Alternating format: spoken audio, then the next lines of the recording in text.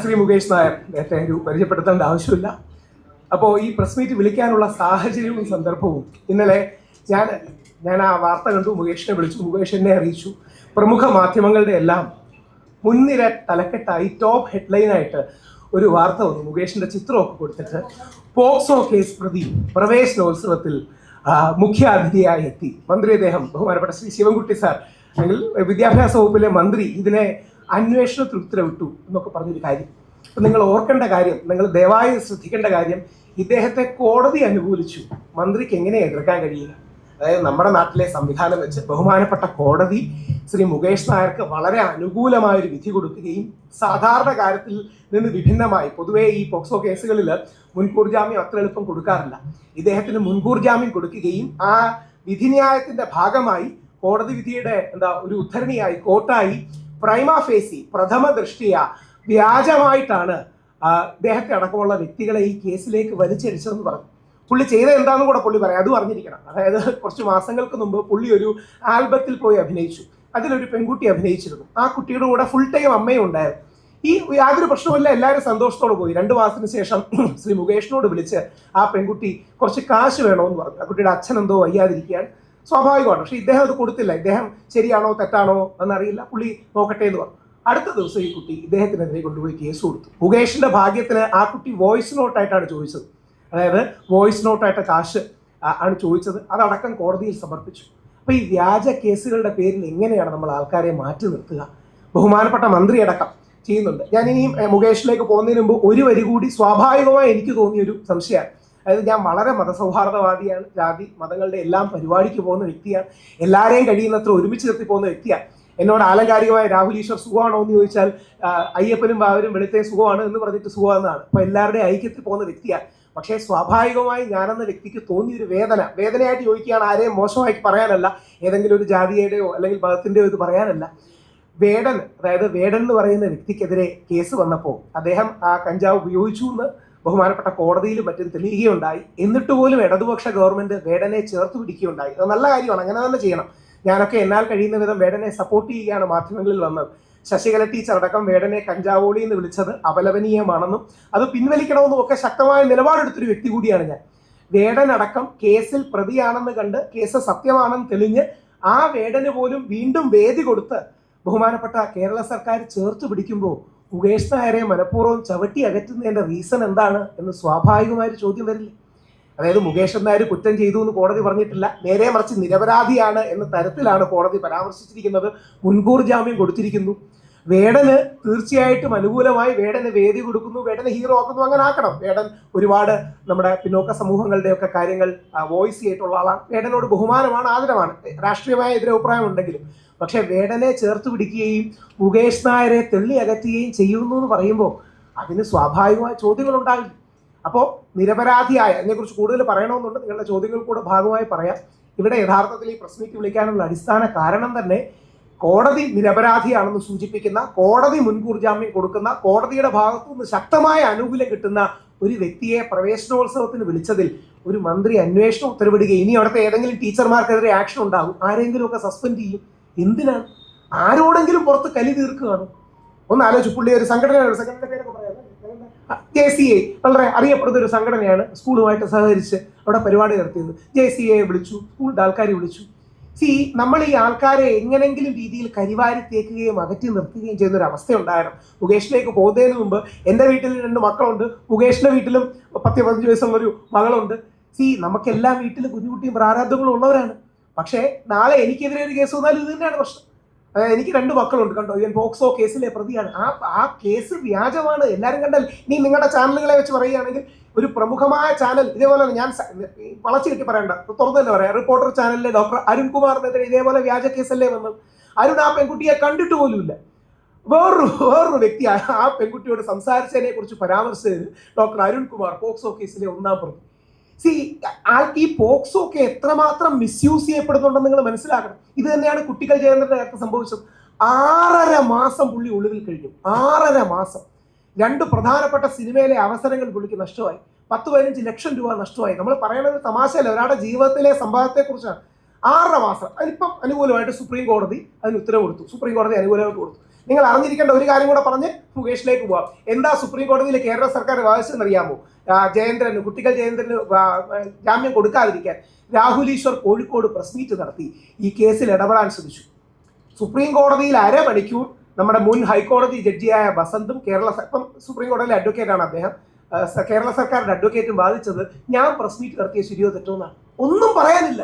അപ്പോൾ ഒരിക്കൽ ഒരു പ്രതിയാണെന്ന് കണ്ടു കഴിഞ്ഞാൽ പിന്നീട് എങ്ങനെങ്കിലും പറഞ്ഞ അയാളെ താറടിക്കുക എന്നൊരു ശ്രമമാണ് നടക്കുന്നത്. 100% അപലപനീയമാണ്. 100% മുകേഷ് നായരെ പോലുള്ളവരെ സപ്പോർട്ട് ചെയ്യണം. കാര്യം മുകേഷ് നായർ ഒരു അതിജീവിതൻ ആണ്. അതിജീവിതൻ എന്ന് പറഞ്ഞാൽ വ്യാജ കേസിൽപ്പെട്ട് അതിൽ നിന്ന് പോരാടി വിജയിച്ച ഒരു അതിജീവിതനാണ് മുകേഷ്. അതിജീവിതകളെ എല്ലാം ബഹുമാനമാണ്. വ്യാജ പരാതി കൊടുക്കുന്നവരെയല്ല, ശരിയായ അതിജീവിതകളെ ബഹുമാനമാണ്. അതേപോലെ ഒരു അതിജീവിതനാണ് മുകേഷ് നായർ. കാരണം പുള്ളിയെ വ്യാജ കേസിൽ പെടുത്തി എല്ലാവരും കാണുന്ന ഷൂട്ടിങ്ങിന്റെ ഭാഗമായി നിന്ന് ഇദ്ദേഹത്തെ പോക്സോ കേസിൽ പെടുത്തി ഇദ്ദേഹത്തെ തളയ്ക്കാൻ ശ്രമിച്ചപ്പോൾ ബഹുമാനപ്പെട്ട കോടതി ഇദ്ദേഹത്തിന് അനുകൂലമായി നിന്നു. ആ കോടതി അനുകൂലമായി നിൽക്കുമ്പോൾ മന്ത്രി അദ്ദേഹവും മാധ്യമങ്ങളും ഇദ്ദേഹത്തിനെതിരായി നിൽക്കരുത് എന്ന് അഭ്യർത്ഥിച്ചുകൊണ്ട് മുകേഷിലേക്ക്. നമസ്കാരം. നിങ്ങളെപ്പോലെ തന്നെ വർഷങ്ങൾക്ക് മുമ്പ് ഇവിടെ ഒരു ജേർണലിസ്റ്റ് ആയിട്ട് ഇരുന്നിട്ടുള്ള ഒരാളാണ്. നാഷണൽ ചാനലിലെ കേരള ബ്യൂറോ ചീഫായിരുന്നു. അതിനുശേഷമാണ് കോർപ്പറേറ്റിലോട്ടും പിന്നെ കുറച്ച് സോഷ്യൽ മീഡിയ ഇൻഫ്ലുവൻസിലേക്ക് മാറുന്നത്.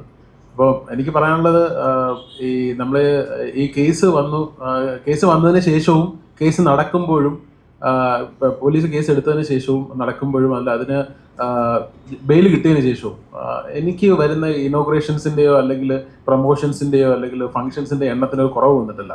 ഒരുപക്ഷെ കൂടിയിട്ടുണ്ടെന്ന് വേണം പറയാനായിട്ട്.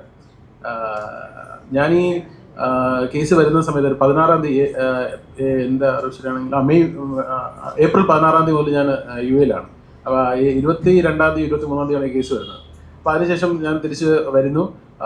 അപ്പോൾ യു എയിൽ കുറച്ച് പ്രോഗ്രാമായിട്ടാണ് പോയത്. അതിനുശേഷം തിരിച്ചു വരുന്നു. വന്നതിന് ശേഷം വന്നതിൻ്റെ അന്ന് മുതൽ ഈ പറയുന്ന ആ ദിവസം വരെ എല്ലാ ദിവസവും എനിക്ക് ഇനോഗ്രേഷൻസും പ്രോഗ്രാമാണ്. അപ്പോൾ നമ്മളെ ആൾക്കാരെ വിളിക്കുന്നു. എന്നെ വിളിച്ചത് സ്കൂളിൻ്റെ ബിഹാഫിൽ JC ആണ് വിളിക്കുന്നത്. ഇങ്ങനൊരു ഫംഗ്ഷൻ ഉണ്ട്, പ്രവേശനോത്സവമാണ്. എനിക്ക് അന്ന് തന്നെ വേറെ 3 പരിപാടി ഉണ്ട്. അപ്പോൾ അതും കഴിഞ്ഞ് കുറച്ച് ലേറ്റ് ആയിട്ടാണ് എത്തിയത്. അങ്ങനെയാണ് ഈ ഫംഗ്ഷനിൽ ഞാൻ പങ്കെടുക്കുന്നത്. നമ്മളെ വിളിക്കുമ്പോൾ നമ്മളെ പേരിലൊരു വ്യാജ പരാതി കൊടുത്തു, വ്യാജ കേസ് എടുത്തു. കോടതി അതിന് മുൻകൂർ ജാമ്യം നിന്നു. പ്രത്യേകിച്ച് ഇങ്ങനെ ഒരു ഗ്രാവിറ്റി ഉള്ള ഒരു കേസിന് കോടതി ബെയിൽ തരണമെങ്കിൽ നിങ്ങൾക്ക് എല്ലാവർക്കും അറിയാം, ബെയിൽ തരണമെങ്കിൽ അതിന് മെറിറ്റ് ഉള്ളതുകൊണ്ട് മാത്രമാണ്. അല്ലാതെ കോടതി എന്ന് പറയുന്നത് നിങ്ങൾക്കറിയാലോ, അത്രയും നമ്മളെല്ലാവരും വിശ്വസിക്കുന്ന ഇന്ത്യൻ ജുഡീഷ്യറി എന്ന് പറയുന്നത് അത്രയും ഡിവൈൻ ആയിട്ടുള്ള ഒരു സാധനമാണ്. നിങ്ങളെപ്പോലെ തന്നെ ഞാനും വിശ്വസിക്കുന്ന ഒരൊറ്റ തത്വത്തിൽ മാത്രമേ ഉള്ളൂ, 1000 കുറ്റവാളികൾ രക്ഷപ്പെട്ടാൽ ഒരു നിരപരാധി പോലും ശിക്ഷിക്കപ്പെടില്ല. അതെനിക്ക് ഉറച്ച വിശ്വാസമാണ്.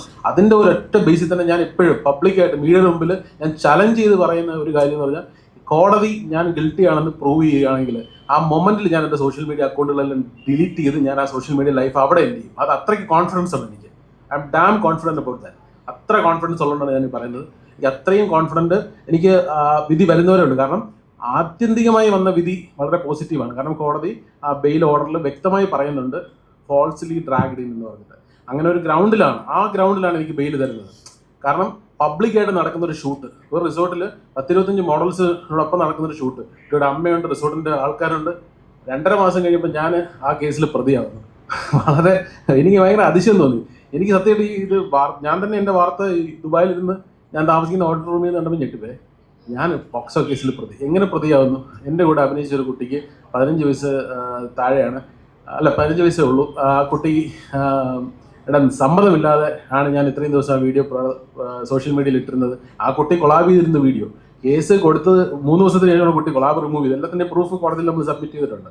അപ്പോൾ അത്തരം ഇതൊരു ഗൂഢാലോചനയുടെ ഭാഗമാണ്. കാരണം പ്രത്യേകിച്ച് ഞാൻ ഈ ഇനോഗ്രേഷൻസിൻ്റെയും അല്ലെങ്കിൽ ബ്രാൻഡിങ് ആൻഡ് പ്രൊമോഷൻസിൻ്റെയും പേരിൽ വേൾഡ് റെക്കോർഡ് കിട്ടിയ ഒരാളാണ്. അപ്പം ബേബി മറ്റുള്ള ഇൻഫ്ലുവൻസേഴ്സിന് എന്നോട് പൊതുവെ ഒരു ദേഷ്യമുണ്ട്. പല പോസ്റ്റുകളിലും പല ഇതിലൊക്കെ ഞാൻ ഒരുപാട് ബോഡി ഷെയ്മിങ് ആണ് എനിക്ക് മെയിനായിട്ട് കൂടുതൽ കാണുന്നത്. നമ്മളിപ്പോൾ ഏതൊരു വീഡിയോ ഇട്ടാലും തടിയൻ അല്ലെങ്കിൽ അങ്ങനെയുള്ളൊരു സാധനങ്ങളൊക്കെ വെച്ചിട്ട് കുറേ ഒരു ഇതൊക്കെ വരാറുണ്ട്. അപ്പോൾ അതൊക്കെ നമ്മൾ വലിയ കെയർ ചെയ്യാറില്ല. കാരണം ബോഡി ഷേമിങ് ഞാൻ വലിയ കാര്യമായിട്ട് എടുക്കുന്ന ഒരാളല്ല, ഞാൻ പോസിറ്റീവായിട്ട് എടുക്കുന്ന ആളാണ്. ഈ ബോഡി വെച്ചിട്ടാണ് നമ്മൾ ഇവിടെ വരെയൊക്കെ എത്തിയത്. അപ്പം ഇത് തന്നെ അങ്ങനെ ആയിരിക്കും നമുക്ക് ഉള്ള ഒരാളാണ്.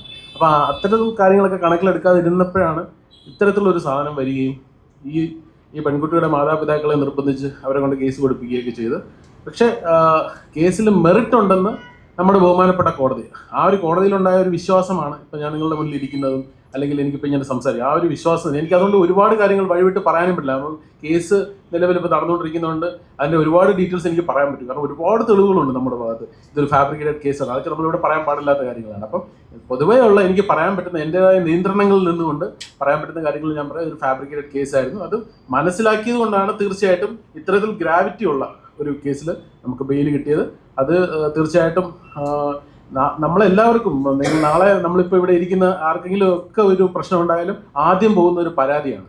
പരാതിയിൽ FIR ലോഡ് ചെയ്യും, ഉറപ്പാണ്. പ്രത്യേകിച്ച് പോക്സോ കേസാണെങ്കിൽ FIR 100% ലോഡ് ചെയ്യും. അപ്പോൾ അവിടെ പ്രതിയായി, പിന്നെ വാർത്തയായി കഴിഞ്ഞാൽ പിന്നെ അടുത്ത് നമ്മൾ എയറിലായി. നമ്മൾ അതിനുശേഷം പക്ഷേ എനിക്ക് ബെയിൽ കിട്ടിയപ്പോൾ ആരും വാർത്ത കൊടുത്തില്ല. ആകെ ഈ പ്രധാനമായി ആദ്യം പുറത്തു കൊണ്ടുവന്ന ചാനലിനോട് ഞാൻ വിളിച്ച അവിടെ അതിലൊരു ഉദ്യോഗസ്ഥനോട് അഭ്യർത്ഥിച്ചു, ഈ ഒരു വാർത്തയൊന്ന് കൊടുക്കാമോ ചേട്ടാന്ന്. ആ ചേട്ടൻ വാർത്ത കൊടുത്തു. സത്യം എനിക്ക് അതിനോട് വളരെയധികം ആദ്യം കൊണ്ടുവന്ന ചാനൽ അവരെ അതിൽ ന്യൂസ് ആങ്കറിനാണ് ഞാൻ വിളിച്ചു. അത് വായിച്ച ന്യൂസ് ആങ്കറാണ്. അപ്പോൾ അദ്ദേഹത്തോട് ഞാൻ ചോദിച്ചു. അപ്പോൾ അദ്ദേഹം അത് വാർത്ത കൊടുത്തു. പക്ഷെ ഒരു ചെറിയ ഒരു 2 സെക്കൻഡ് വാർത്തയായിട്ട് ചോദിക്കും, മുകേഷ് നേർക്ക് മുൻകൂർ ജാമ്യം, അത്രേ ഉള്ളൂ. ആ കേസിന്റെ ഗ്രൗണ്ട് എന്തായിരുന്നെന്നോ, എന്ത് അടിസ്ഥാനത്തിൽ കോടതി ജാമ്യം കൊടുത്തുവെന്നോ, എന്ത് മെറിറ്റ് ആയിരുന്നു എന്നൊന്നും അതിൽ പറഞ്ഞില്ല. മേ ബി അവരുടെ സമയക്കുറവ് കൊണ്ടായിരിക്കാം. പക്ഷേ ഇത്തരം കേസുകളിൽ കോടതി ഒരാളെ അല്ലെങ്കിൽ പോലീസ് കേസ് എടുക്കുമ്പോൾ കോടതി ബെയിൽ കൊടുക്കുമ്പോൾ അതിൽ കോടതി പറയുന്ന ഫൈൻഡിങ്സ് ഒക്കെ പറയുന്നത് അത് നിങ്ങൾ വാർത്തയാക്കണം. അല്ലാതെ നാളെ ഈ ക്യാമറയ്ക്ക് പിന്നിലിരിക്കുന്നതോ അല്ലെങ്കിൽ മൈക്കും പിടിച്ചിരിക്കുന്നതോ നിങ്ങൾക്കെതിരെ വരാൻ ഒരു ആരോപണം. ആ സമയത്തും ഈ ഒരു ഇന്റൻസിറ്റി നിങ്ങൾക്ക് മനസ്സിലാവുള്ളൂ. കാരണം ഞാൻ പ്രതീക്ഷിക്കുന്നില്ല. ഇന്നേ വരെ ഞാനൊരു 100+ മോഡൽസുമായിട്ട് വർക്ക് ചെയ്തിട്ടുണ്ട്. ആരും എനിക്കെതിരെ പരാതി വന്നിട്ടില്ല. ഈ പരാതി വരുന്നത് ഒരു ഇൻഫ്ലുവൻസറാണ് ആദ്യമായിട്ട് ഒരു പരാതിയായിട്ട് മുന്നോട്ട് വരുന്നത്. അതിനുശേഷമാണ് ഒരാഴ്ച അത് സോഷ്യൽ മീഡിയ കിടന്ന് ഓടി അതിനുശേഷമാണ് ഇതൊരു പെൺകുട്ടിയുടെ പാരൻസിനെ കൊണ്ട് പരാതി കൊടുപ്പിക്കുന്നത്. അപ്പം ഇതൊരു ഫേക്ക് കേസാണെന്ന് കൊച്ചുകുട്ടികൾക്ക് അറിയാവുന്ന കാര്യമാണ്. പക്ഷെ വീണ്ടും ഇതുപോലൊരു പരിപാടിയിൽ എന്നെ ഇൻവൈറ്റ് ചെയ്തു. ഞാൻ പോയി പങ്കെടുക്കുന്നു. അവിടെ വെച്ചിട്ട് അത് വലിയ വിവാദമാണ്. അതും ഈ ചാനലുകളിൽ വിളിച്ച് ഒരു കൂട്ടം ഇൻഫ്ലുവൻസേഴ്സാണ് പ്രോബ്ലം ഉണ്ടാക്കിയെന്നാണ് എനിക്ക് ചാനലുകളിൽ നിന്ന് അറിയാൻ പറ്റും. അവർ പറഞ്ഞത് അങ്ങനെയാണ്. അപ്പം നിങ്ങൾ കണ്ടില്ലേ, പോക്സോ കേസിൽ പ്രതി സ്കൂളിൽ മുഖ്യാതിഥിയായി വരുന്നു, സമ്മാനങ്ങൾ കൊടുക്കുന്നു, കുട്ടികളുമായി സെൽഫി എടുക്കുന്നു, കുട്ടികൾ അയാളുമായിട്ട് സെൽഫി എടുക്കുന്നു. ഇതൊക്കെ തെറ്റല്ലേ, നിങ്ങൾ എന്ത് വാർത്ത കൊടുക്കുന്നില്ല എന്ന് ചാനലുകളിൽ എല്ലാ ചാനലുകളിലും പ്രമുഖമായ എല്ലാ ചാനലുകളിലും കോള് പോകുന്നു. അതിൻ്റെ അടിസ്ഥാനത്തിൽ അവർ വാർത്ത കൊടുത്തു. മന്ത്രിയെയും സ്കൂൾ അധികൃതരെയും വിളിച്ച് വിശദീകരണം തേടി. അങ്ങനെ ഉണ്ടായൊരു സംഭവമാണ്. നമ്മളെ ഉദ്ഘാടനത്തിന് വിളിച്ചാൽ നമുക്ക് പോകാതിരിക്കാൻ പറ്റും. നമ്മൾക്ക് എന്തെങ്കിലും ഒരു ഇതുണ്ടെന്ന് തോന്നുന്നതുകൊണ്ടാണ്. വേറെ എത്രയോ ഇൻഫ്ലുവൻസ് ചെയ്യുന്നുണ്ട്. അവർ എന്നെ വിളിക്കുന്നതുകൊണ്ടാണ് ഞാൻ പോകുന്നത്. അല്ലാതെ എല്ലാവരെയും വിളിക്കണമെന്നാണ് എൻ്റെ ആഗ്രഹം. ഇപ്പം എന്നെ മാത്രം അല്ലെങ്കിൽ പ്രൊമോഷൻ വിളിക്കണം, അല്ലെങ്കിൽ ഇനോഗ്രേഷൻ വിളിക്കുന്നത് ഞാൻ ആഴത്തും നിർബന്ധം പിടിക്കാറില്ല. എന്നെ വിളിക്കുന്നതുകൊണ്ടാണ് ഞാൻ പോകുന്നത്. അപ്പോൾ ഇതിപ്പോൾ 2 ദിവസം കഴിഞ്ഞ് വേറൊരു കോളേജിൽ വിളിച്ചിട്ടുണ്ട്. നിങ്ങൾ തന്നെ പറയണം ഞാൻ ആ കോളേജിൽ പോകാതിരിക്കണം. ഒരു എഞ്ചിനീയറിംഗ് കോളേജിലാണ് വിളിച്ചിരിക്കുന്നത്. ഞാൻ എപ്പോഴും അവരോട് പറയുന്നുണ്ട്, ഞാൻ വരണോ വേണ്ട, വന്നാൽ കൂടുതൽ വിവാദങ്ങൾ ഉണ്ടാവും, വേണ്ട. അപ്പോൾ അവർക്ക് അതാണ് ആവശ്യം. അപ്പം ഞാനെന്ത് പറയാനാണ്. അപ്പം ഞാൻ അങ്ങനെ അവരോട് ഇപ്പോൾ സംസാരിച്ചുകൊണ്ടിരിക്കുകയാണ്. അപ്പോൾ എന്താണ് നമ്മൾ ചെയ്യേണ്ടത്? ഇത്തരം അവസ്ഥയിൽ വന്നു കഴിഞ്ഞാൽ നിങ്ങൾക്ക് ഊഹിക്കാന്നുള്ളതല്ല. കാരണം ഒരു പരിപാടിയിൽ ഇന്നലെ പങ്കെടുത്തൊരു പരിപാടിയിലും വേറൊരു പരാതി ഉണ്ടായാൽ അവിടെയും കേസാണ്. മനസ്സിലായില്ലേ? അത്ര പബ്ലിക് പരിപാടിയാണത്. അതിലൊരു പ്രശ്നമേ നിങ്ങൾ മനസ്സിലാക്കേണ്ട പ്രശ്നമേ, ഇവരൊക്കെ ഇതുകൊണ്ട് ജീവിക്കുന്നവരും കൂടിയാണ്. എന്ന് പറഞ്ഞാൽ നമ്മളെല്ലാം ജീവിക്കുന്നത് സോഷ്യൽ മീഡിയ അടക്കമുള്ള കാര്യം. മുകേഷ് നായരുടെ നിരപരാധിത്വം മനസ്സിലായതുകൊണ്ട് അദ്ദേഹത്തിന് കൂടുതൽ ഇനോഗ്രേഷൻസ് കിട്ടി. പക്ഷെ എല്ലാവർക്കും ഇത്ര രീതി ഫൈറ്റ് ചെയ്തോളൊന്നുമില്ല. ഞങ്ങൾ ദുബായിലാണ് കണ്ടത്. മുകേഷ് എന്നെ ദുബായിൽ വന്നാണ് കണ്ടത്. ഞാൻ ദുബായിലായിരുന്നു ആ സമയത്ത്. മുകേഷ് പറഞ്ഞ ഇങ്ങനെ പ്രശ്നമുണ്ട്. എല്ലാവർക്കും അങ്ങനെ ഫൈറ്റ് ചെയ്യാനോ ആ പ്രിവിലേജോ ഉണ്ടാവില്ല. ഇനി ഇത് മുകേഷ് നായരുടെ കോടതി വിധിന്യായത്തിലെ 7ാം പാരഗ്രാഫാണ്. ഞാൻ ആ വാക്ക് ജസ്റ്റ് ഒന്ന് വായിക്കാം. ബഹുമാനപ്പെട്ട നമ്മുടെ ഇവിടത്തെ കോടതി, സുപ്രീം കോടതി അടക്കം കോട്ട് ചെയ്ത് പറയുകയാണ്, ഞങ്ങൾ prima facie of the view that petitioner has been falsely enroped in the crime. അദ്ദേഹം ഈ ലിബർട്ടി മിസ്യൂസ് ചെയ്യില്ല എന്ന് ഉറപ്പും കൂടെ മേടിച്ചു കഴിഞ്ഞാൽ പലവിധ സുപ്രീം കോടതിയെ കോട്ട് ചെയ്ത് ഇദ്ദേഹത്തിന് മുൻകൂർ ജാമ്യം കൊടുക്കാം. ബഹുമാനപ്പെട്ട കോടതിക്ക് ആ കാഴ്ചപ്പാടുള്ളപ്പോൾ എങ്ങനെയാണ് ബഹുമാനപ്പെട്ട മന്ത്രി അദ്ദേഹത്തിന് മറ്റൊരു കാഴ്ചപ്പാടുള്ളത്? Paragraph 7. The power within us 482 of BNSS could be exercised. അതായത് കോടതിയുടെ പവറാണ്. Only when a special case is made out. The power of 482 of BNSS could be exercised only when a special case is made of. That too recording reasons thereof in cantina of the decisions of the Apex Supreme Court held that anticipatory bail can only be granted in exceptional circumstances where the court is of the prima facie view that petitioner has been falsely enrobed in the crime and would not misuse his liberty. B.K. Ganesh Babu versus P.T. Manoharan AAR, State of Maharashtra versus Mohammad Sajid. അങ്ങനെയുള്ള കേസാണിത്. അങ്ങനെയുള്ള കേസിലാണ് ഇതെന്ന്. പിന്നെന്താ supreme കോടതി judgement coat ചെയ്ത് എന്തോ ഹൈക്കോടതി judgement കാര്യം സുപ്രീം കോടതി ജഡ്ജ്മെന്റ് അല്ലേ പ്രൊവൈൽ ചെയ്തത്? കോട്ട് ചെയ്തു.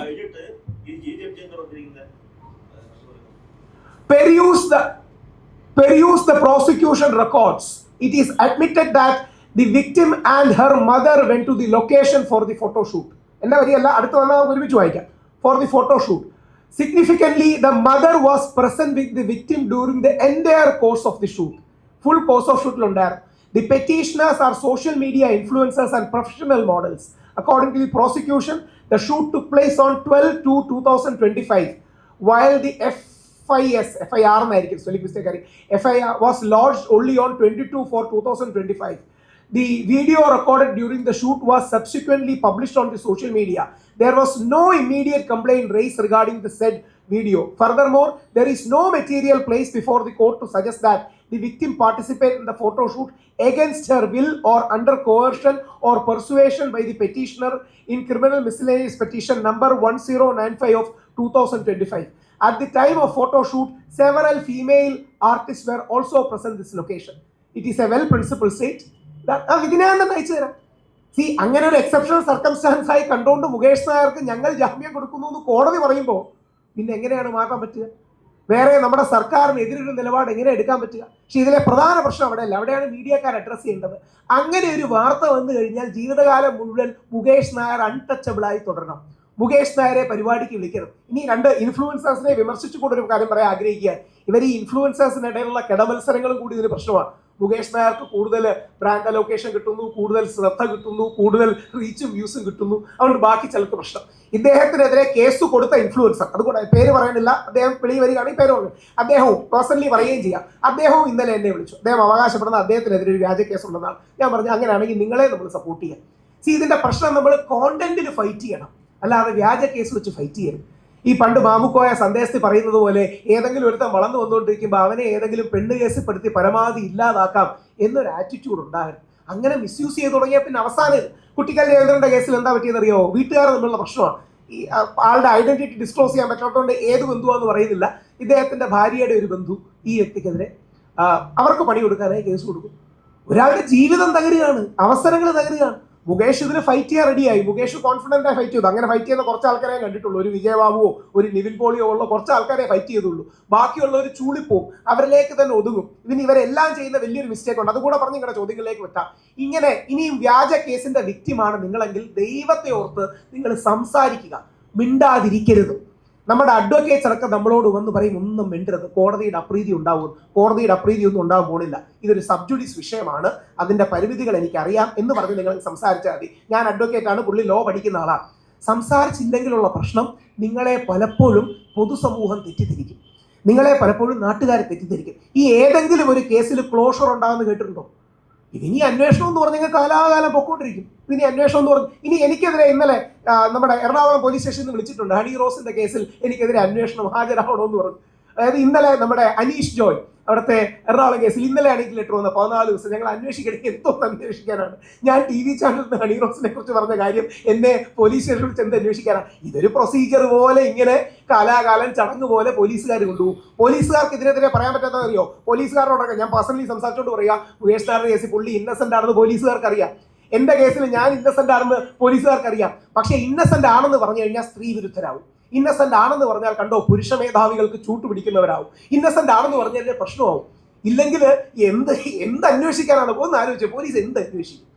ഓൾറെഡി ഉള്ള വീഡിയോയിൽ ഓൾറെഡി പ്രിലിമിനറി ഇവരുടെ സ്റ്റേറ്റ്മെന്റും കാര്യങ്ങളും എടുത്തു കോടതിയിൽ പോയി പോലീസ് എന്താ അന്വേഷിക്കാൻ പോണേ? ഞാൻ ഹണി റോസിനെ ഒരു ചാനൽ ചർച്ച ചെയ്യുന്നു, ഒരു പ്രമുഖ ചാനലാണ്, ആ ചാനലിന്റെ ആൾക്കാർ ഇവിടെ കാണും. ആ ചർച്ചയിൽ നിന്ന് ഞാനൊരു കാര്യം പറഞ്ഞു, ലൈംഗിക അധിക്ഷേപം നടത്തി. പോലീസ് എന്തോന്നാ അന്വേഷിക്കുന്നത്? എന്തന്വേഷിക്കുന്നത് നിങ്ങൾ പറയണേ?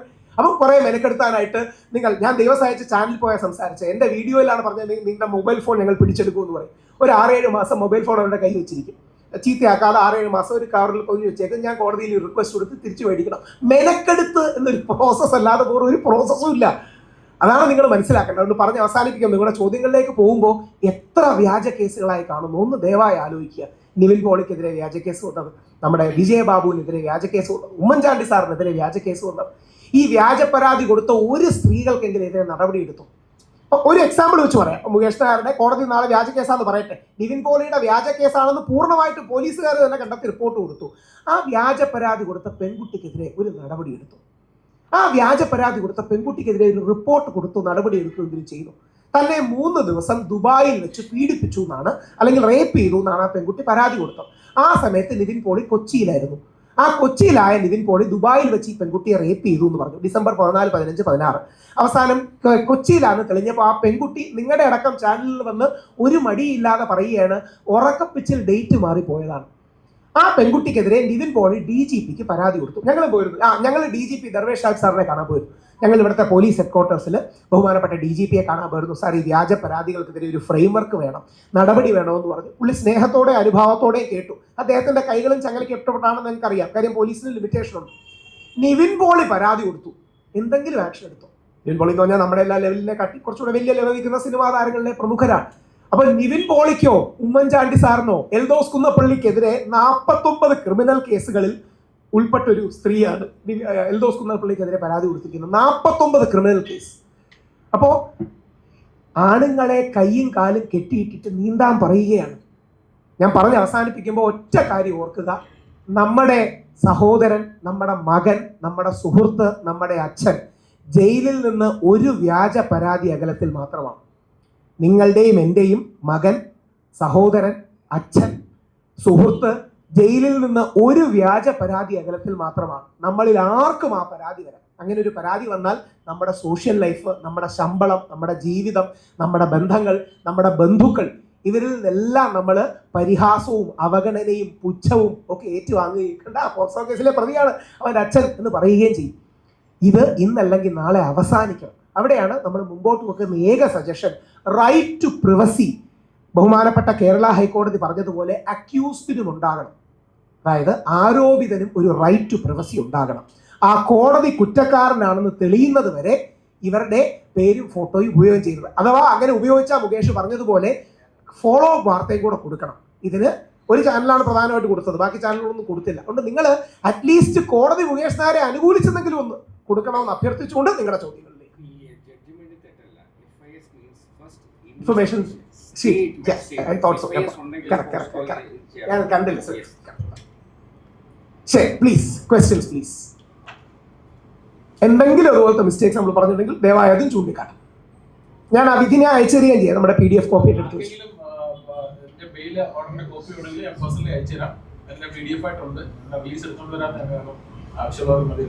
ഹാർഡ് കോപ്പി, സോഫ്റ്റ് കോപ്പി അയച്ചു കോടതിയിൽ നിന്ന് നേരിട്ട് നോക്കിയിട്ട് വളരെ കോടതി തന്നെ അതിൻ്റെ അകത്ത് ഒരുപാട് പേര്, ഒരുപാട് അഡ്വക്കേറ്റ്സ് പറയുന്നത് വളരെ ചരിത്രപരമായിട്ടുള്ള ഒരു വിധിയാണ്. കാരണം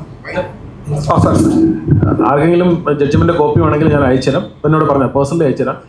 ഇതിൻ്റെ അകത്ത് എനിക്ക് ഉറപ്പായ ഒരു കാര്യം, ഞാൻ നിരപരാധി ഉണ്ടായിരുന്നുകൊണ്ടാണ് ഞാൻ എല്ലാ കാര്യങ്ങളുമായിട്ട് അഡ്വക്കേറ്റിനെ സമീപിക്കുന്നു. അഡ്വക്കേറ്റ് ഞാൻ ഇവിടെ നാട്ടിൽ പോലും അല്ലായിരുന്നു. അഡ്വക്കേറ്റ് കോടതിയെ സമീപിച്ചു.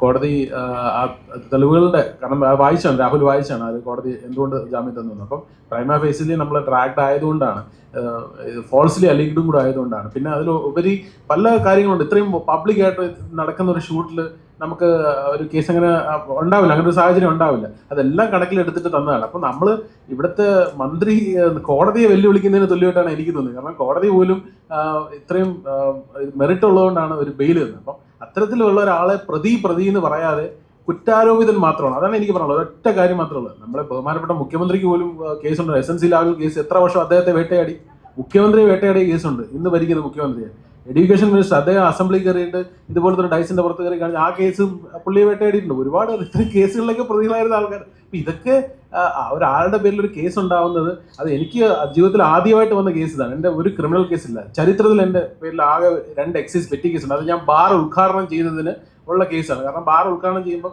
ബാർ അങ്ങനെ ഉദ്ഘാടനം ചെയ്യാൻ പാടില്ലെന്നൊക്കെയാണ് എൻ്റെ നയമൊക്കെ. അപ്പോൾ ഉദ്ഘാടനം ചെയ്യുന്ന പേരിൽ 2 പെറ്റി കേസുകൾ ഒഴിച്ച്, എക്സൈസ് കേസുകൾ ഒഴിച്ച് വേറെ ഒരു ക്രിമിനൽ കേസുള്ള ഒരാളല്ല. ഫസ്റ്റ് ഓഫ് ഇറ്റ്സ് കൈൻഡ് ആണ് എൻ്റെ പേരിൽ ഒരു കേസ് വരുന്നത്, ഒരു ക്രിമിനൽ കേസ്. ആ ക്രിമിനൽ കേസ് എന്ന് പറഞ്ഞാൽ നല്ല ഗംഭീരമായിട്ടുള്ള പോക്സോ കേസ്. പക്ഷെ അതിൽ പോക്സോ കേസ് എന്ന് പറഞ്ഞാൽ നമ്മൾ ലൈംഗിക അതിക്രമം കാണിച്ചാണ് അല്ല. അത് പറയുന്നത് നമ്മൾ അവരുടെ സമ്മതമില്ലാതെ ഫോട്ടോയും വീഡിയോയും പകർത്തി ചെയ്ത് ഒരു ഗ്രൂപ്പ് ഓഫ് മോഡൽസിൻ്റെ ഇടയിൽ വരുന്ന ഒരു മോഡലിലൂടെ ഞാനത് അവരുമായിട്ട് വളരെ എന്താ പറയുക, എൻ്റെ കൈകാലം എത്തുന്ന ഡിസ്റ്റൻസിൽ പോലും അല്ല അഭിനയിച്ചിരിക്കുന്നത്. അതെല്ലാം വീഡിയോസ് പോലീസിനും ഒക്കെ ഉണ്ട്. കോടതി പരിശോധിച്ചാണ്. അതുകൊണ്ടാണ് എനിക്ക് വെയിൽ കിട്ടിയത്. മനസ്സിലായില്ലേ?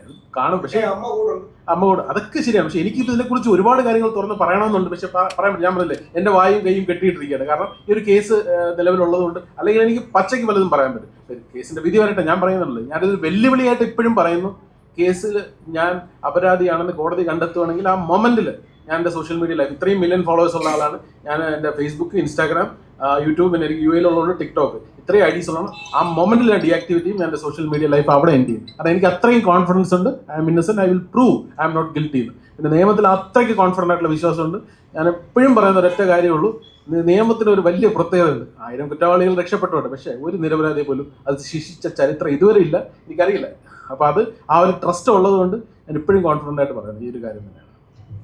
എന്തെങ്കിലും ചോദ്യങ്ങളുണ്ട്? ആ വേടന്റെ കാര്യം പറഞ്ഞതുകൊണ്ടാണ്. വേടനെ ചേർത്ത് നിർത്തിയതുപോലെ മുകേഷ് നായരെ ചേർത്ത് നിർത്തിയില്ലെങ്കിലും ചവിട്ടി അകറ്റായിരുന്നാൽ ചവിട്ടി അകറ്റായിരിക്കുന്ന ഒരു മര്യാദയെങ്കിലും കാണിക്കണം. ചേർത്ത് നിർത്തണമെന്നോ സർക്കാർ പരിപാടി കൊടുക്കണമെന്നൊന്നും പറയുന്നില്ല. പക്ഷെ ഒരു വേദിയിൽ വിളിക്കുമ്പോഴേ ഒരാളെ അപമാനിക്കാനും ഒരാളെ എന്താ പറയുക ഇൻസൾട്ട് ചെയ്യുന്ന രീതിയിൽ അന്വേഷണം എന്നൊക്കെ പറയാനുമുള്ള, അപ്പം വേടനും മുകേഷ് നായർക്കും 2 രീതി എന്ന് പറയുന്ന കാര്യം ഉണ്ടാകരുത് എന്നുള്ളതാണ്.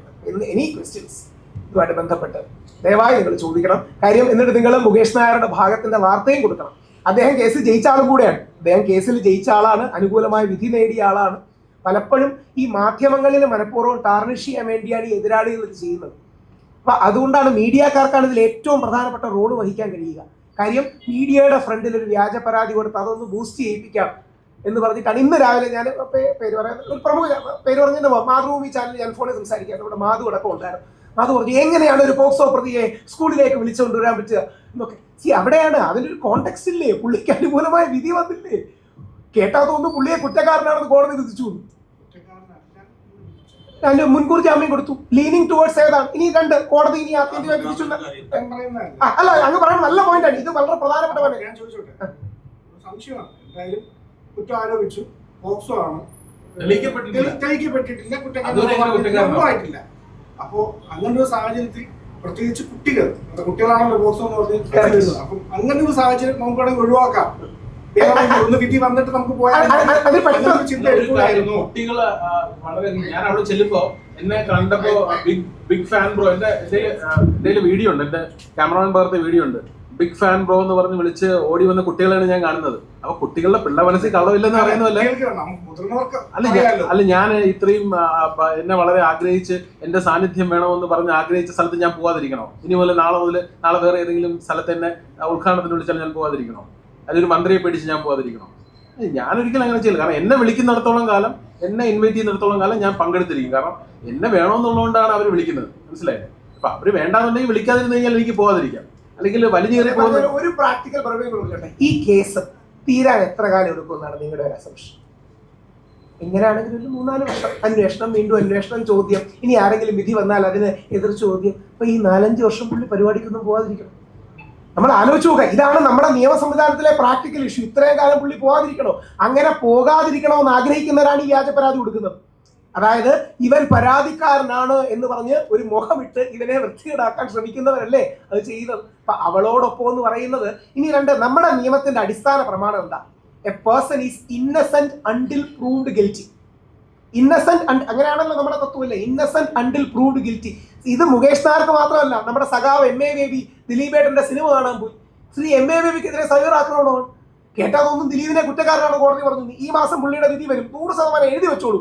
99% 100 പറഞ്ഞത് 99% പുള്ളിക്ക് അനുകൂലമായ വിധി വരും. കാര്യം കേസിന് മെറിട്ടൊന്നുമില്ല.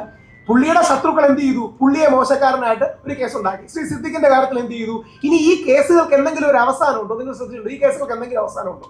അവസാനം ഇല്ലെന്ന ഒരു കൗതുകത്തോടൊരു കാര്യം പറയാം. നിങ്ങൾ അറിഞ്ഞിരിക്കാനാ, നിവിൻ പോളിക്കെതിരെ വ്യാജ പരാതി കൊടുത്ത കുട്ടി ബാക്കി 6 പേർക്കെതിരെയും കൂടെ പരാതി കൊടുത്തു. നിവിൻ പോളിയുടെ അതേ കേസിൽ തന്നെ. അവർ കഷ്ടകാലത്തിന് ആ സമയത്ത് ദുബായിലുണ്ടായിരുന്നു. ഇപ്പോഴും അവർക്കെതിരെ അന്വേഷണം നടക്കുകയാണെന്നാണ് പോലീസ് പറയുന്നത്. എന്ത് അന്വേഷണം നടക്കുകയാണ്? പോലീസ് എന്താ അന്വേഷിക്കുന്നത്? അതായത് 7 പേർക്കെതിരെ പരാതി കൊടുത്തു. ഒരാളാണ് നിവിൻ പോളി. അത് വ്യാജ പരാതിയാണ് പോലീസ് കണ്ടെത്തി. നിവിന്റെ ഭാഗ്യത്തിന് നിവിൻ കൊച്ചിയിലുണ്ടായിരുന്നു. ബാക്കി 6 പേർക്കെതിരെ പോലീസ് ഇപ്പോഴും അന്വേഷിച്ചുകൊണ്ടിരിക്കുകയാണ്. എന്തന്വേഷിക്കുകയാണ്? അപ്പൊ ഈ കാലം മുഴുവൻ അവർ പൊതുജീവിതത്തിൽ നിന്ന് മാറി നിൽക്കണം. ഈ കാലം മുഴുവൻ അവർ അകന്നു നിൽക്കണം. ഇനി 2, ഈ പുള്ളിക്ക് അത്യാവശ്യം വെൽ ഓഫ് ആണ്, പുള്ളിക്ക് ബ്രാൻഡിങ്ങിന് ഒരുപാട് കിട്ടുന്നുണ്ട്. സാധാരണക്കാരന് വന്ന് അവൻ പെട്ടുപോവാൻ എത്ര ലക്ഷം രൂപയാണ് ചെലവാകുന്നത്?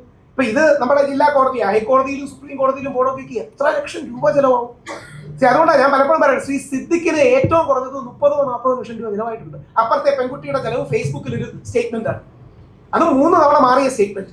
10-30-40 ലക്ഷം രൂപ ഒരാൾക്ക് ചിലവാകുകയാണ്. കാര്യം എന്താ? ഇപ്പൊ മുകേഷ് ഇപ്പം പറഞ്ഞില്ല, എന്റെ ജീവിതത്തിൽ ഒരു പെറ്റി കേസ് പോലും എനിക്ക് വന്നില്ല. നമ്മുടെ എല്ലാ ഇതാണ്, ഞാൻ അങ്ങനെ കേസിൽ നിന്നും പെട്ടില്ല. അത് നമ്മുടെ ഒരു മിഡിൽ ക്ലാസ്സുകാരന്റെ അഭിമാനമാണ്. കാര്യം അങ്ങനെ കേസിൽ പെട്ടാൽ ഞാനെന്തോ മോശക്കാരനാണ് എന്ന് നാട്ടുകാർ കരുതും എന്ന് വിചാരിക്കുന്നതുകൊണ്ടാണ്. ഈ കേസിൽ നിന്ന് ഓടാൻ വേണ്ടിയിട്ടാണ് നമ്മുടെ വിജയബാബു ജോർജിയയിലോട്ട് പോകുന്നത്. മറ്റേ സിദ്ദിഖ് സാറ് ലുക്കൗട്ട് നോട്ടീസ് ഡൽഹിയിലാണ് പോയത്, അല്ലെങ്കിൽ ഒരു സ്ഥലത്താണ് പോയത്, ഒരു പ്രത്യേക സ്ഥലത്തേക്ക് പോകുന്നത്. അല്ലെങ്കിൽ 6 മാസം നമ്മുടെ ഇദ്ദേഹം ഒളിച്ചു താമസിക്കുന്ന കാര്യം. പോലീസ് അങ്ങനെ അറസ്റ്റ് ചെയ്ത് കഴിഞ്ഞ് 2 ആഴ്ച ജയിലിൽ കിടന്നാൽ ജാമ്യം കിട്ടും. പക്ഷേ ജീവിതകാലം മുഴുവൻ ആ ചാപ്പ കിടക്കും. കണ്ടാ, പോക്സോ കേസിലെ പ്രതിയാണ് കുട്ടികൾ ചെയ്യുന്നത്. കണ്ടാ, ഒരു പെൺകുട്ടിയെ അവസരം നൽകി പീഡിപ്പിച്ചാൻ ശ്രമിച്ച ആളാണ് സിദ്ദിഖ്. ഈ മീഡിയയുടെ നിങ്ങളെ പറ്റിക്കാനാണ് ഇത് ചെയ്യുന്നത്. ഈ പരാതി കൊടുക്കുന്ന ഒരു മീഡിയക്കാർ മനസ്സിലാക്കേണ്ടത് നിങ്ങളെ പറ്റിക്കാനാണ് ചെയ്യുന്നത്. അതായത് നിങ്ങൾ ഇത് പറഞ്ഞു കഴിഞ്ഞാൽ നിങ്ങളുടെ മനസാക്ഷി വെച്ച്, സത്യസന്ധത വെച്ച്, ഒരു പാവപ്പെട്ട പെൺകുട്ടിയോ കുട്ടിയോ പീഡിപ്പിക്കപ്പെടുന്നാൽ അവരെ സപ്പോർട്ട് ചെയ്യണം എന്നുള്ള നിങ്ങളുടെ ധാർമ്മിക ബോധം വെച്ച് നിങ്ങൾ വാർത്ത കൊടുക്കും. ഈ സ്പേസിനെ, നിങ്ങളുടെ നന്മയാണ് ഈ വ്യാജ പരാതിക്കാർ ചൂഷണം ചെയ്യുന്നത്. എന്നിട്ട് എന്ത് ചെയ്യും? നമ്മുടെ മുകേഷ് എന്നത്, ഈ മുകേഷ് അല്ല, മറ്റേ സിനിമയുടെ മുകേഷ്. ഞാൻ മുകേഷേട്ടൻ വിളിച്ചിട്ട് ഞാൻ വീട്ടിൽ പോയി കണ്ടിരുന്നു. മുകേഷേട്ടൻ പറഞ്ഞു, രാവിലെ എന്നോട് ഒരു സ്ത്രീ വിളിച്ചിട്ട് ചോദിക്കുക 1 ലക്ഷം 10 ലക്ഷം എത്ര, എൻ്റെ മോക്ക് അഡ്മിഷൻ വേണം. അവരുടെ മോക്ക് അഡ്മിഷൻ വേണമെന്ന് പറഞ്ഞ് മുകേഷാണ് 1 ലക്ഷം 10 ലക്ഷം കൊടുക്കേണ്ടത്. ഇത് തന്നെയാണ് പുള്ളിയോട് ചോദിച്ചത്. പുള്ളിയുടെ അതൊന്നും ഇപ്പം കാണിക്കാമല്ലോ, കോടതി തെളിവായിട്ടുള്ളതുകൊണ്ട്. ചേട്ടാ, അച്ഛന് വയ്യ, കുറച്ച് കാശ് വേണം. ആ കുട്ടിയുടെ അച്ഛന് വയ്യാത്തത് വിഷമകരമായ ഒരു അവസ്ഥയാണ്, ഇല്ലെന്ന് പറയുന്നില്ല. പക്ഷെ ആ കുട്ടിയുടെ അച്ഛന് വയ്യെന്ന് പറഞ്ഞ് മുകേഷാണ് കാശ് കൊടുക്കേണ്ടത്. അപ്പം തന്നില്ല. അപ്പം ആ കുട്ടിക്ക് ദേഷ്യം ഇതായിരിക്കും, ഒരു പ്രശ്നം വന്നപ്പം പുള്ളി സഹായിച്ചില്ല എന്ന് തോന്നലായിരിക്കും. അപ്പം വേറെ ചില ഇൻഫ്ലുവൻസേഴ്സ് ഇവരെ ഇൻഫ്ലുവൻസ് ചെയ്ത് കൊണ്ടുപോയി കേസ് കൊടുപ്പിച്ചു. നിങ്ങൾക്കെതിരെ ഇത് നാളെ വന്നൂടെ? നിങ്ങൾക്ക് എന്ത് ചെയ്യും? പിന്നെ മുകേഷ് ഇടയ്ക്കിടയ്ക്ക് പറയുന്ന ഒരു കാര്യമുണ്ട്. മുകേഷ് പണ്ട് TV-ൽ എന്നെ ഈ പുരുഷ കമ്മീഷനൊക്കെ പറഞ്ഞ് കാണുമ്പോൾ മുകേഷ് വിചാരിക്കാൻ ഇയാൾക്ക് വട്ടാണോ, ഇയാൾക്ക് എന്തിന്റെ പ്രശ്നമാണ്. പക്ഷെ പുള്ളിക്ക് നേരെ ഒരു കേസ് വന്നപ്പോഴാണ് ആ പൊള്ളല് മനസ്സിലായത്. മുകേഷ് എന്നോട് ആദ്യം എന്ന് പറഞ്ഞു, അതും കൂടെ ഒന്ന് പറഞ്ഞു നോക്കുക. സീരിയസ് ആയിട്ട് ഞാൻ പലപ്പോഴും രാഹുൽ ഫേസ്ബുക്ക് പോസ്റ്റ്, ഞാൻ ഫേസ്ബുക്കിൽ വളരെ ആക്റ്റീവായിട്ട് ഒക്കെ കാണാറാറുണ്ട്. അപ്പോൾ അതിൽ ഒരു ദിവസം പുള്ളി ഇരുന്ന് പറയുന്നുണ്ട്, പുരുഷ കമ്മീഷൻ ഇത് നടക്കുന്ന കാര്യം എന്തിൻ്റെ ആവശ്യമാണ് ഇങ്ങനെ ഇറക്കുന്നത്. പക്ഷെ എനിക്കൊരു ആവശ്യം വന്ന സമയത്ത് രാഹുൽ ഈശ്വറും അല്ലെങ്കിൽ ഈ ഒരു മെൻസ് അസോസിയേഷനും ഇങ്ങനെ എനിക്കൊരു നല്ലൊരു അഡ്വക്കേറ്റിനെ സജസ്റ്റ് ചെയ്യാൻ എനിക്ക് ഇവരൊക്കെ ഉണ്ടായിരുന്നുള്ളൂ. അപ്പം ഞാൻ ചിന്തിക്കുന്നില്ല എൻ്റെ ജീവിതത്തിൽ എനിക്ക് ഇങ്ങനെ ഒരു സിറ്റുവേഷൻ എനിക്ക് ഉണ്ടാവുമെന്ന് ഞാൻ സ്വപ്നത്തിൽ പോലും വിചാരിക്കില്ല. ഞാൻ ഒരു കാര്യം കൂടെ പറഞ്ഞ് ഞാൻ മൈൻഡ് അപ്പ് ചെയ്യും. നമ്മളെ ഡയറക്ടർ രഞ്ജിത്ത്, അദ്ദേഹത്തിനെതിരെ ഇതുപോലൊരു ലൈംഗിക ഇതൊരു കേസ് വന്നു, ഒരു സ്വർഗരതിയിൽ ഏർപ്പെട്ടു എന്നൊക്കെ പറഞ്ഞിട്ട്. പക്ഷേ ഈ പരാതി കൊടുത്ത ആള് ഒരു പരാതി കൊടുത്തിരുന്നു. ഈ 2015 സ്റ്റാർട്ട് ചെയ്ത ഹോട്ടലിൽ വെച്ചാണ് അയാൾ പീഡിപ്പിച്ചത്. പക്ഷേ സംഭവം നടക്കുന്നത് 2012 ആ സമയത്ത് ആ ഹോട്ടൽ തുടങ്ങിയിട്ടില്ല എന്ന് പറഞ്ഞ് പരാതി കൊടുത്തു. പക്ഷേ രഞ്ജിത്ത് അതിൻ്റെ അകത്ത് അറിയില്ലേ, അദ്ദേഹം മോശക്കാരനായില്ലേ. പിന്നെ തെളിഞ്ഞു വന്നപ്പോൾ ആ ഹോട്ടൽ സ്റ്റാർട്ട് ചെയ്ത് 2015 പക്ഷേ 2012 ഈ പീഡനം നടന്നിരിക്കുന്നത്. അങ്ങനെ ഒരു ഹോട്ടൽ ആ സമയത്ത് അവിടെ ഇല്ല. ഇത്തരം ഒരുപാട് ക്ലാസിക് എക്സാമ്പിൾസ് ഉണ്ട്. ഇപ്പം നിവിൻ പോളി, ദിലീപ് ഏട്ടൻ്റെ കേസ്, എല്ലാം എന്നെ ഒരുപാട് പേര്, എനിക്ക് പേരെടുത്ത് പറയാൻ ബുദ്ധിമുട്ടുണ്ട്, ഒരുപാട് സിനിമാ മേഖലയിലുള്ള ഒരുപാട് പേര് എന്നെ വിളിച്ചിരുന്നു, ഐക്യദാർഢ്യം പറഞ്ഞിരുന്നു, മുകേഷ് ഫൈറ്റ് ചെയ്യണം, നമുക്കൊക്കെ വേണ്ടി, നമുക്കൊന്നും പറയാൻ പറ്റാത്ത കാര്യങ്ങൾ മുകേഷ് മുൻനിരയിൽ നിന്ന് പറയണം, ഫൈറ്റ് ചെയ്യണമെന്ന് ഒരുപാട് പേര് വിളിച്ചിരുന്നു. പൊളിറ്റിക്കലി ഒരുപാട് പേര് വിളിച്ചിരുന്നു. പക്ഷെ എനിക്കതൊന്നും പറയാൻ പറ്റില്ല. എനിക്ക് അവരെ പേരെടുത്ത് പറഞ്ഞിട്ട് അവരെ മോശക്കാരനെ അല്ലെങ്കിൽ നമ്മളെ സപ്പോർട്ട് ചെയ്യുന്നത് പറയേണ്ടതല്ല. ഒരുപാട് പേര് വിളിച്ച് പറയുന്ന കാര്യമാണ്. കാരണം ഇത് നാളെ ആർക്കും വരാമെന്നുള്ള ഒരു കാര്യമാണ്, ആർക്കും എപ്പോഴും സംഭവിക്കും. കാരണം പുരുഷന്മാർക്കെതിരെ സ്ത്രീകൾക്കെതിരെയും വരാം വ്യാജ പരാതികൾ. ഈ 4900 വ്യാജ പോക്സോ കേസുകളാണ് കഴിഞ്ഞ വർഷം കോടതി കണ്ടുപിടിച്ച് വെച്ചിരിക്കുന്നത്. 4900, 1, 2 അല്ല, 1000 പോട്ടെ, 2000 അല്ല, 4000, ഒരു വർഷം. അപ്പൊ അത്തരം കേസുകളാണ് ഇതിൻ്റെ ഇടയിൽ വന്നുകൊണ്ടിരിക്കുന്നത്. അപ്പോൾ അത്തരം കേസുകളിൽ ഇനി ആരും പെടാതിരിക്കട്ടെ എന്ന് മാത്രമേ എനിക്ക് പറയാൻ പറ്റുള്ളൂ. ഞാൻ ഫൈറ്റ് ചെയ്യും. കാരണം എനിക്ക് കോൺഫിഡൻസും, ഞാൻ തെറ്റ് ചെയ്തിട്ടില്ല എന്ന് എനിക്ക് ഉറപ്പുള്ളിടത്തോളം കാലം ഞാൻ ഫൈറ്റ് ചെയ്യും. ഞാൻ അതുകൊണ്ടാണ് കോൺഫിഡൻ്റ് ആയിട്ട് പറയുന്നത് ഞാൻ എൻ്റെ സോഷ്യൽ മീഡിയ ലൈഫ് എൻഡ് ചെയ്യാണ്. ഒരു സാധനം കോടതി പറയുകയാണെങ്കിൽ ഹീസ് ഗിൽറ്റി എന്ന് പറഞ്ഞു കഴിഞ്ഞാൽ ഞാൻ എൻഡ് ചെയ്യും. ഞാൻ ആ മൊമെന്റ്, നിങ്ങൾ ഇത്രയും പേര് സാക്ഷി നിർത്തി, ലോകത്ത് സാക്ഷി നിർത്തി, ഇത്രയും മാധ്യമങ്ങൾ നിർത്തിയാണ് ഞാൻ പറയുന്നത്. ആ മൊമെന്റിൽ എൻ്റെ all the social media accounts will be deleted. ആ മൊമെന്റിൽ എനിക്ക് 4 അക്കൗണ്ട് ഉണ്ട്, 4 അക്കൗണ്ട് ഞാൻ ഡിലീറ്റ് ചെയ്യും. അത്രയും കോൺഫിഡൻറ്റ് ഉള്ളതുകൊണ്ടാണ് പറയുന്നത്. ആ ഒരു കോൺഫിഡൻസിൽ എല്ലാവർക്കും നിന്ന് എനിക്ക് ഒരുപക്ഷെ പറയാൻ പറ്റുന്നത്. കാരണം ഒരുപക്ഷെ അവർ തെറ്റ് ചെയ്തിട്ടില്ലെങ്കിൽ പോലും സംസാരിക്കാനോ ആൾക്കാർ നേരിടാനൊക്കെ മടിയുണ്ടായിരുന്നു. എനിക്കൊരു കാര്യം കൂടെ പറയേണ്ട, ആർക്കെങ്കിലും എതിരെ കള്ളപ്പരാതി, വ്യാജപ്പരാതി ഒക്കെ വരികയാണെങ്കിൽ ആരും വിഷമിക്കരുത്. നല്ലൊരു വക്കീലിനെ കാണുക, നിങ്ങൾ പോരാടണം. ഒന്നുമില്ലെങ്കിലും നമ്മളെയൊക്കെ ബന്ധപ്പെട്ടാൽ പോലും നമ്മൾ സപ്പോർട്ട് ചെയ്യും. കാരണം ഞാനൊരു അനുഭവസ്ഥനായതുകൊണ്ട് ഇതിനു വേണ്ടിയിട്ട് രാഹുൽജിയോട് ചേർന്നിട്ട്, കാരണം അതിജീവിതൻ എന്ന് അദ്ദേഹമാണ് അങ്ങനെ ഒരു ടൈറ്റിൽ എനിക്ക്. അതുകൊണ്ട് ഞാൻ അദ്ദേഹമായിട്ട് ചേർന്നിട്ട് എല്ലാ ഇതുപോലുള്ള വ്യാജ പരാതികൾക്കെതിരെ പോരാടുന്നതായിരിക്കും. അതിനുവേണ്ടി എല്ലാ സപ്പോർട്ടും ഞാൻ, അതാണ് എനിക്ക് ഇതിനകത്ത് പറയാനുള്ളത്. അപ്പം ഇദ്ദേഹം ഈ ഒരു പ്രസ് കോൺഫറൻസ് നടത്തണം, മുകേഷ് കാര്യങ്ങൾ പറയണമെന്ന് പറഞ്ഞപ്പം ഞാൻ കൂടെ വരാൻ കാരണം, അല്ലെങ്കിൽ ഇതിന് സംസാരിക്കാൻ കാരണം തന്നെ ഇനി ഒരു പുരുഷന്മാർക്കെതിരെയും ഇതുപോലുള്ള വ്യാജ പരാതികൾ വരാതിരിക്കട്ടെ അങ്ങനെ വന്നു കഴിഞ്ഞാൽ അതിന്റെ അല്ലേ കൃത്യമായ സത്യാവസ്ഥ നമ്മൾ ലോകത്തെ ബോധ്യപ്പെടുത്തുന്നത്. അതിനായിട്ട് ആരും പിന്നോട്ട് പോകരുത്. വന്നു കഴിഞ്ഞാൽ ഞങ്ങളെ കോൺടാക്ട് ചെയ്യുക. അവസാനിപ്പിക്കുമ്പോൾ ഇത്രയേ ഉള്ളൂ. ആരാന്റെ അമ്മയ്ക്ക് ഭ്രാന്ത് പിടിച്ചാൽ കാണാൻ നല്ലതാണ്. ആരാന്റെ അച്ഛനെതിരെ വ്യാജപരാതി വന്നാൽ കാണാൻ നല്ലതാണ്. നമുക്ക് ഒരുപാട് തത്വം പറയാം, ഹോളിയർ ദാൻ ദോ പറയാം. പക്ഷെ സ്വന്തം അച്ഛനും സ്വന്തം അമ്മയ്ക്കും നമുക്കും അത് സംഭവിക്കുമ്പോഴേ അതിന്റെ വേദന അറിയും. ആ വേദന ഞാൻ വ്യക്തിപരമായി അറിഞ്ഞിട്ടുണ്ട്, ആ വേദന മുകേഷ് അറിഞ്ഞിട്ടുണ്ട്. ഇതിൽ നിൽക്കുന്ന 99% ഒരുപാട് പേർ, ഇപ്പം പ്രകടമായ കേസുകൾ വെച്ച് പ്രസിദ്ധിക്കാണെങ്കിലും വിജയബാബു ആണെങ്കിലും നിവിൻ പോളി ആണെങ്കിലും ഉമ്മൻചാണ്ടി സാർ ആണെങ്കിലും ദിലീപേട്ട് ആണെങ്കിലും ഒരുപാട് പേർ അറിഞ്ഞിട്ടുണ്ട്. ഈ വ്യാജ പരാതികളുടെ ഒരു കൾച്ചർ നമുക്ക് ഇല്ലാതാക്കാൻ കഴിയണം. അതിന് നിങ്ങൾ അറ്റ്ലീസ്റ്റ് വാർത്തയെങ്കിലും കൊടുക്കണം. അതിന് കോടതിയെ കാട്ടി നമ്മുടെ മാധ്യമങ്ങൾക്കാണ് കഴിയുക. ഞങ്ങൾ അവസാനിപ്പിക്കുമ്പോൾ ഇത്ര മാത്രം പറഞ്ഞ് അവസാനിപ്പിക്കുന്നു. എന്റെ കോണ്ടാക്ട് ഞാൻ രണ്ടുപേരും നിങ്ങൾക്ക് അങ്ങനെ വ്യാജ പരാതികൾ വല്ലതും പ്രശ്നം ഉണ്ടെങ്കിൽ, നിങ്ങൾക്ക് വ്യാജ പരാതിയാണ്, ഞങ്ങളെല്ലാം ഒന്നുമല്ല, വ്യാജ പരാതിയാണ് നമ്മൾ വെറ്റ് ചെയ്യുകയും പരിശോധിച്ചിട്ടേ എടുക്കൂ. ഇനി ആ മെൻസ് കമ്മീഷന്റെ കാര്യം കൂടെ ഒന്ന് പറഞ്ഞ് അവസാനിപ്പിക്കാം. 140 MLA-മാർക്ക് നിയമസഭ കോപ്പിയായിട്ട് എടുത്തു കൊടുത്തിട്ടുണ്ട്. രാഹുൽ ഈശ്വറല്ല, നമ്മൾ നിയമസഭയിൽ സ്വകാര്യ ബില്ലായിട്ട് എൽദോസ് കുന്നപ്പള്ളി ഇത് കൊണ്ടുവരാൻ സ്പീക്കറിന്റെ അനുമതി തേടി. സ്പീക്കർ അനുമതി തന്നു, അതുകൂടെ അറിയണം. ശ്രീ ഷംസീർ അനുമതി തന്നു. 140 MLA-മാർക്കും ഇത് നിയമസഭാ സെക്രട്ടേറിയറ്റ് കോപ്പിയായിട്ട് എടുത്തു കൊടുത്തിട്ടുണ്ട്. അവതരിപ്പിക്കാനുള്ള ദിവസങ്ങളിൽ അടുപ്പിച്ച് ശ്രീ VD സതീശൻ അത് കോൺഗ്രസിനുള്ളിൽ അവതരിപ്പിക്കണമെന്ന് പറഞ്ഞുകൊണ്ടാണ് എൽദോസ് കുന്നപ്പള്ളി അവതരിപ്പിക്കാതിരിക്കുന്നത്. അതുകൊണ്ട് അത് വരുമെന്ന് നമ്മൾ പ്രതീക്ഷിക്കുന്നുണ്ട്. നമ്മൾ ഇനിയും നമ്മുടെ ഉമ്മൻചാണ്ടി സാറിന്റെ ജനസമ്പർക്ക പരിപാടി പോലെ പുരുഷ സമ്പർക്ക പരിപാടികൾ പ്ലാൻ ചെയ്യുന്നുണ്ട്. അതുകൊണ്ട് നിങ്ങൾക്ക് വ്യാജ പരാതി വന്നെങ്കിൽ എൻ്റെ വ്യക്തിപരമായ നമ്പർ 9567212345 ആണ്. എന്നെ വിളിക്കുകയാണെങ്കിൽ നിങ്ങൾക്ക് ഫ്രീ ആയിട്ട് നിയമസഹായം, നിങ്ങൾക്ക് സൈക്കോളജിക്കൽ കൗൺസിലിംഗ്, കോച്ചിങ് പോലുള്ള കാര്യങ്ങൾ നമ്മൾ അറേഞ്ച് ചെയ്യുന്നുണ്ട്. വേറെ ഒന്നും കൊണ്ടല്ല, നാളെ ഒരു പുരുഷന് ഇത് പറ്റാതിരിക്കാനാണ്. ഇത് പറഞ്ഞ് അവസാനിപ്പിക്കുന്നു. നമ്മുടെ സഹോദരൻ, നമ്മുടെ ഭർത്താവ്, നമ്മുടെ അച്ഛൻ, നമ്മുടെ സുഹൃത്ത്, നമ്മുടെ മകൻ, നമ്മുടെ ബന്ധു ജയിലിൽ നിന്നൊരു വ്യാജ പരാതി അകലത്തിൽ മാത്രമാണ്. അവരെ രക്ഷിക്കാനുള്ള ഉത്തരവാദിത്വം നിങ്ങൾ ഓരോരുത്തർക്കുമാണ്, പ്രത്യേകിച്ച് സ്ത്രീകൾക്ക് കൂടെയാണ്. Thank you. തീർച്ചയായും ഒരു കാര്യമാണ്, ഞാൻ അഡ്വക്കേറ്റ് ആയിട്ടില്ല, നിയമം പഠിച്ചുകൊണ്ടിരിക്കുന്നുള്ളൂ. തിരുവനന്തപുരം ലോ അക്കാഡമിയിൽ 2ാം വർഷ നിയമ വിദ്യാർത്ഥിയാണ്. അപ്പോൾ കൂടുതൽ എനിക്ക് സപ്പോർട്ട് വരുന്ന രാഹുൽജിയും പിന്നെ നമ്മുടെ മെൻസ് അസോസിയേഷനൊക്കെയാണ്. അപ്പം അതുപോലെ തന്നെ നിങ്ങൾക്ക് ഇതുപോലുള്ള വ്യാജ പരാതികളോ വ്യാജ കേസുകളൊക്കെ ഉണ്ടായാൽ തീർച്ചയായിട്ടും രാഹുൽജിയെ ബന്ധപ്പെടുന്നതോടൊപ്പം തന്നെ എന്നെയും നമ്മൾ ഒരുമിച്ചാണ് പ്രവർത്തിക്കുന്നത്.